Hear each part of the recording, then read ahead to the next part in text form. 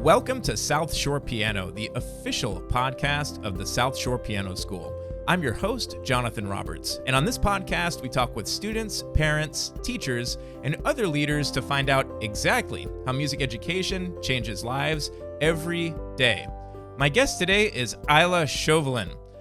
Isla has been taking piano lessons for about 4 years, has been doing acting also for a few years. Very exciting stuff. And she wins the prize for being our first ever out-of-state student, one of the silver linings of virtual universe stuff. Isla lives in Maine, where we can teach from Boston just as easily if she lived up the street. And she's also a new participant in the Royal Conservatory of Music Certificate Program, having done her first level 1 with all lessons online. Very cool stuff. And Isla, thank you so much for being on the podcast today. Thank you for having me. Isla, I'd like to start with a really silly question that has nothing to do with music or the arts, just because this is a fun show. Are you ready? I'm ready.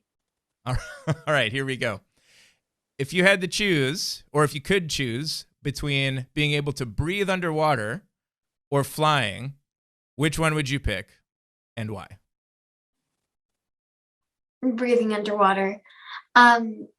It's always been a really cool thing to me that you could be able to be underwater for any long period of time and never have to worry about going back up for a breath. And you could explore so many things. So where's the first place you would go? I'd go to a coral reef. A coral reef? Why? Yeah. I think there'd be a lot of cool stuff I could collect and bring back and share with my family. A lot of cool things. Cool. And animals. And animals. Little Mermaid style? Yeah. Okay. Excellent. Thank you for playing. Let's talk about music stuff. Isla, take me back to the beginning. It's been 4 years or so since you first started piano. Tell me about those beginnings of your music journey, what your first experiences were like, your adventures in music, all of the good stuff. I always just really loved playing the piano. I would see videos, I'd watch videos on people playing the piano or playing these really, really hard songs. And I'd be like, wow, I really want to play those someday. And it just really wowed me. And so I decided that I'd tell my mom that I wanted to start playing piano and taking lessons. And so then since then, I've been working really hard to try and reach my goal of getting really good and playing some really, really good pieces.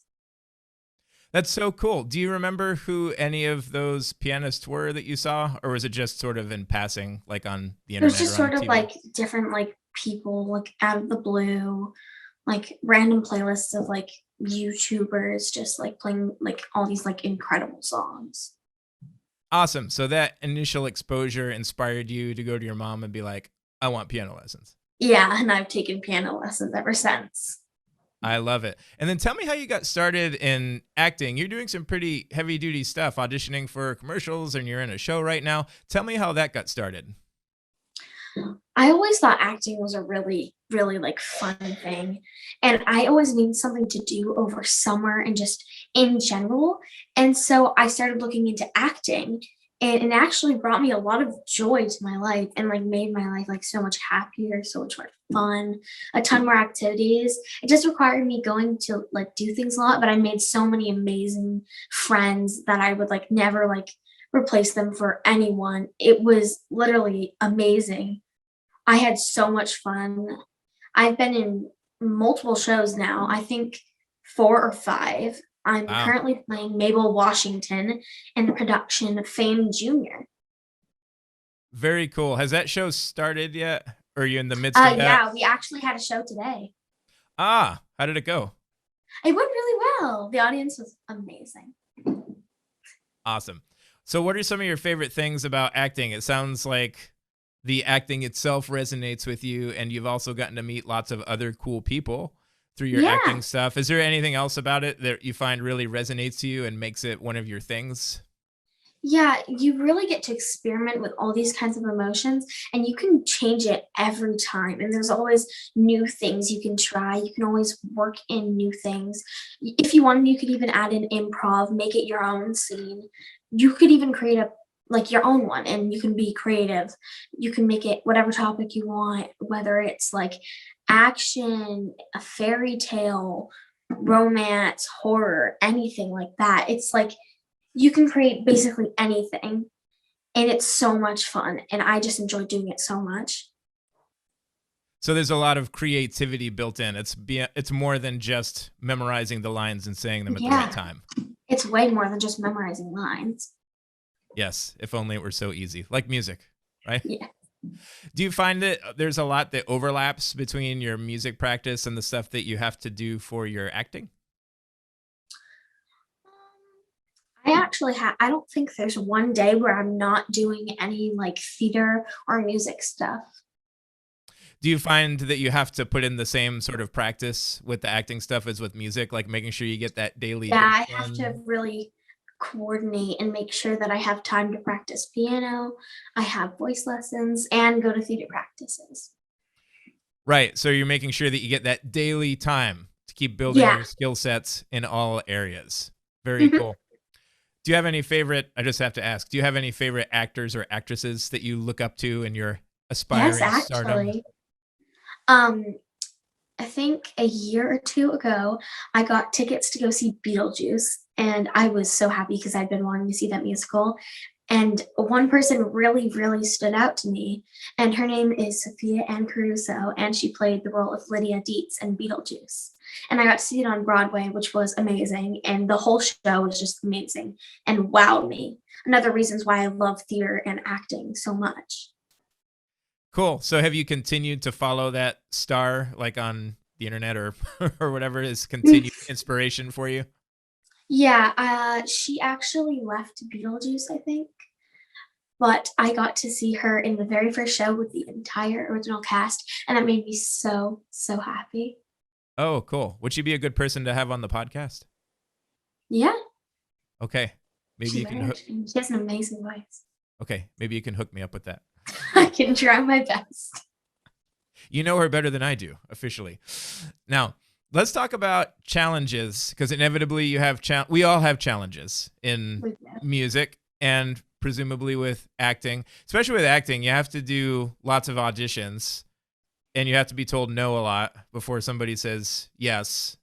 I think Yeah, pretty much everybody who's risen to stardom has gone through lots of auditions where they said no, and we have to find the yeah, that's will. really true. Yeah, and we have to find the will to persevere or find new ways of working. So, with music and with acting, how do you power through those challenges to keep the momentum moving? Well, I never give up. I've never given up on anything I've ever done. My dad always tells me to put 100% into everything I do, and so I'll work to my best ability, and I'll like work harder and harder each day as much as I can until I become the best I can be. And I just keep practicing, practicing, and practicing. And I'll never give up on anything I truly believe in I can do, whether it's a dream, a sport, maybe even like a song or scene, an acting scene, a piano piece. So, it's intense focus, it sounds like, where failure is just not an option. Well, I Or just am I? like to work really, really hard on what I believe in I can do. Yeah, I never absolutely. want to give up. Totally. Now, let's say I'd love to dig into it a little bit more. Let's say you're cruising along and everything's going great with music, acting, whatever it is, and then you hit a speed bump of some sort, whether it's like a really difficult part in a piece of music, or I'm not sure what the equivalent is of acting, but some scene that's really, really hard to pull off. What are some ways that you like to go about untangling that, either to solve the problem or to get through that initial emotional hump that we all face? Because the reason why people stop playing or stop acting is because they hit one of those humps and just say, like, okay, I'm done, or I'm not going to bother with this project. Yeah. And then it kind of cycles. How do you feel like you untangle some of those, either with music or acting? Well, in music, I've always been told that when I have problems, I should practice it in sections and slow it down and practice it 3 times in a row without stopping and no mistakes. And once that's that, I can add more on slowly and slowly until the entire piece just goes right together and fits perfectly. Some methodical practice, and then when in doubt, break it down further Hmm. and break it down and break it down. Okay. I love your choice of words there, as you know. Now, let's talk about our experience over the past 14 months with this COVID business. Hopefully the light's at the end of the tunnel. But one of the silver linings is that you were able to start taking lessons with us, which is really exciting. But all in all, Yes. what has music and acting meant to you, those artistic outlets, since the pandemic started? Well, I think everything that's been online is harder than being in person, but it's also a lot more fun. And I think in ways it is easier and it provides me to actually do more since I can do it from home. It's made me like a lot happier than do. Pianos just it just makes me so happy whenever I play it. Like whenever I walk past my piano, I'll sit down and I'll start playing, whether it's a scale, a piece, whether I'm just making something up or just randomly playing random keys. Cool. So eliminating things like the commute time and stuff like that gives you more time at home to be able to actually play and practice, it sounds like. Yeah. Cool. And then how about the acting stuff? Did that sort of switch over to online as well when all this started? Acting has sort of, unless it was a specific in-person audition, we would usually do it online. So it wasn't that big of a change, but I think it's always been hard, like due to COVID, things have been shutting down and like, but things are slowly like building back up now and we're getting closer and closer to more and more and more acting jobs. Yes. One step at a time, closer to normalcy. Fingers Yeah. crossed. Now, you're still a young lady, but we're going to blink our eyes and you'll be an adult and you'll go off to do great, amazing things. How do you see music, acting, and the arts continuing to be a part of your life, whatever path you choose? A dream of mine has always to be on Broadway, to be a lead role on Broadway. I want to do this as a career. I Awesome. think that I'm gonna keep working hard and I'm gonna try and make this my career. Very cool. I love the passion in your voice behind that. Do you think you'll ever play the piano in a role on Broadway? Possibly. I probably will. That would be cool.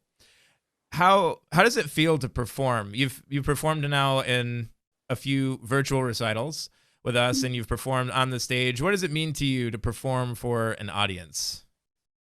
It's really cool that you get to share everything you've learned and all the hard work you've put into things and get to see how other people have grown and to know that people are watching you grow and more people, maybe it would be a random person just walking by and they'd see you playing the piano or whether it's online and they'll be like, wow, that's really cool. I want to play piano someday. And then they continue to do it and pass it on.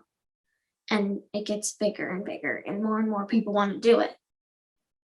I love your answer. So it's like a two-way street. People are seeing you grow, and at the same time, you also have the opportunity to inspire other people.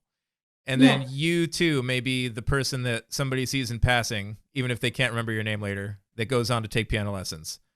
exactly. And then they come on a podcast talking about the girl whose name they can't remember, but was awesome at piano, Yes. that inspired them to change their life. Excellent. I'd love to ask one more question. Mhm. Let's say there's a young person out there, 6, 7, 8, either they're just getting started or maybe they're having a little bit of a challenging time with music. As somebody who's been doing this for a little while, what might you say to that person to help them power on? I'd probably tell them to never give up on what they truly believe in and to keep working towards your goal. If that's something you really believe in and you really truly believe that you can like get really big and do wonderful things with it and just to keep going and to never give up on that. Never give up. Words to live by, right? Yes. Awesome. Well, Isla, this has been fun, inspiring conversation. Really, really cool stuff. When you are on Broadway, we can all say that we knew you, and we'll have the video evidence of that and audio Yeah. evidence with this podcast episode. And just thank you so much for taking the time to be on the podcast today. Yeah, thank you for having me. And thank you so much to all of our listeners out there. Again, this is South Shore Piano, the official podcast of the South Shore Piano School. I'm your host, Jonathan Roberts, and on this podcast, we talk with students, parents, teachers, and other leaders in the arts to find out exactly how music education and the arts are changing lives every day. If you enjoyed this episode, do hit the subscribe button on the podcasting app of your choice, or if you're checking out the YouTube version, click the subscribe button and the notification bell so that you're among the first to find out about new episodes as they're released. We publish new episodes every Monday and Friday. Thanks so much for watching, and we'll look forward to seeing you next time.